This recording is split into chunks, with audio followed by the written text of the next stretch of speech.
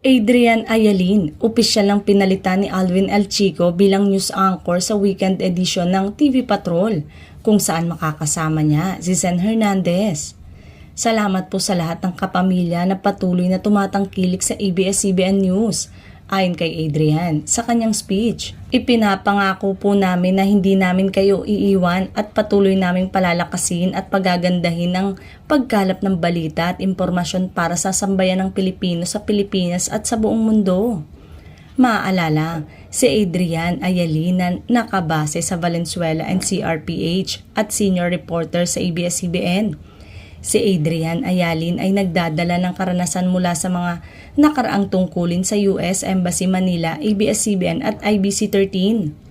Ang TV Patrol ay ang pangunahing pambansang programang pambalitaan ng ABS-CBN na umaere ngayon. Ang programa ay ipinapalabas tuwing Lunes hanggang Biyernes mula 6:30 hanggang 8 ng gabi, tuwing Sabado mula 6 p.m. ng gabi at Linggo mula 5:30 ng hapon. Ang programang ito ay ang pinakamatagal ng umeereng balitaan sa gabi sa wikang Pilipino, matapos ang pagsasahimpapawid nito noong 1987. Aasahang mas palalakasin ng ABS-CBN ng TV Patrol sa taong 2025.